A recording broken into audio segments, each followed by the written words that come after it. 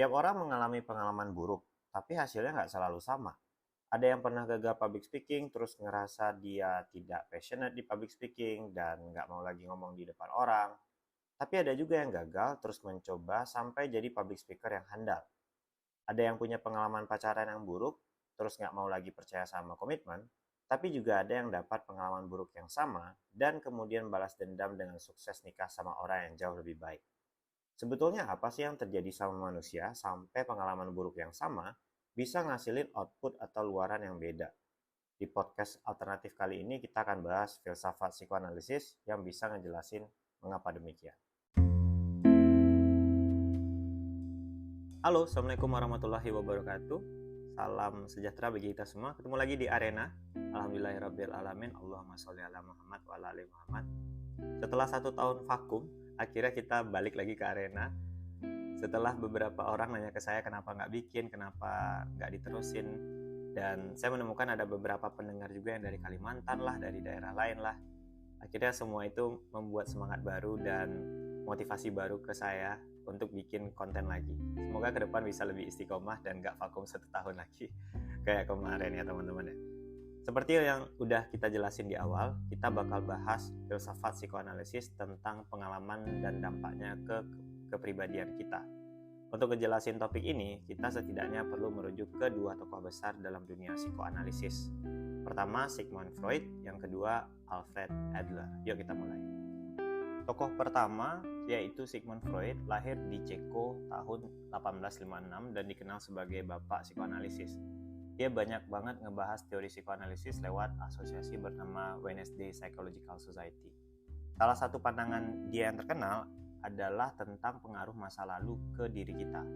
Menurut Freud, pikiran kita ini terbagi 2, yaitu pikiran sadar versus pikiran bawah sadar. Pikiran sadar adalah pikiran yang kita pakai untuk memproses suatu pekerjaan. Misalnya kamu jawab soal ujian, atau kamu presentasi di depan kelas, atau kamu bikin dokumen Excel. Itu kan kamu ngelihat proses kamu berpikir secara runut ya, dari A ke B sampai kerjaan itu selesai. Kamu benar-benar memperhatikan otak kamu bekerja. Sedangkan pikiran bawah sadar adalah pikiran yang bergerak secara otomatis. Misalnya kamu itu bawa motor, kamu kan nggak ada hitung-hitungan cara seimbangnya gimana. Kamu bawa motor ya seimbang aja jalan gitu kan. Nah, maka dari itu disebut sebagai pikiran bawah sadar. Bukannya nggak sadar, tapi bawah sadar. Dia dikerjakan begitu saja secara otomatis. Dan karena dia otomatis ini juga muncul problem di sini. Kenapa sih pikiran bawah sadar bisa bekerja? Karena dia dipengaruhi oleh pengalaman kita. Misalnya kalau kita ambil contoh tadi, menyeimbangkan badan kita di kendaraan. Itu kan karena pengalaman kita yang belajar menyeimbangkan di awal-awal dengan pikiran sadar. Tetapi bayangkan kasus lain. Misalnya kamu ada pengalaman buruk di rumah tangga orang tua kamu, di mana kamu sering melihat mereka berantem. Kalau kamu ditanya tentang pandangan kamu mengenai komitmen, pikiran sadar kamu bakal bilang bahwa itu mungkin terjadi di hubungan mereka, tapi nggak mesti terjadi di hubungan saya saat ini. Tapi tiap kali kamu diajak nikah oleh pasangan kamu bilang nggak siap lah, pengen main lah, dan seterusnya. Dan kalau ditanya nggak siap, kamu jawab juga nggak tahu kenapa. Padahal trauma kamu ngelihat orang tua kamu ada di dalam bawah sadar kamu itu. Dengan kata lain, singkatnya, kepribadian kamu hari ini sangat ditentukan dengan pengalaman-pengalaman masa lalu kamu. Kalau kamu anak yang sering disupport orang tua kamu, maka alam bawah sadar kamu akan menuntun kamu untuk jadi pede dan sukses di masa depan. Atau kira-kira bisa dibilang filosofinya Freud ini lebih ngelihat pengalaman dan kepribadian kita itu yang ada di masa lalu berkaitan satu sama lain. Atau pengalaman masa lalu kamu menentukan diri kamu yang sekarang. Tokoh kedua yaitu Alfred Adler, seorang psikoterapis yang lahir di Austria di tahun 1870. Pada awalnya, Adler adalah bagian dari Wednesday Psychological Society, tapi filosofinya yang nggak cocok sama Freud bikin dia misahin diri dari Freud dan diriin asosiasi baru yang dia namain The School of Individual Psychology. Kalau tadi filsafatnya Freud bilang, orang itu ditentukan oleh masa lalu yang tertanam di pikiran bawah sadarnya, bagi Adler enggak. Katanya Adler, kita tidak ditentukan oleh masa lalu kita, tapi ditentukan oleh pemaknaan kita terhadap masa lalu dan tujuan yang kita tetapkan di masa sekarang.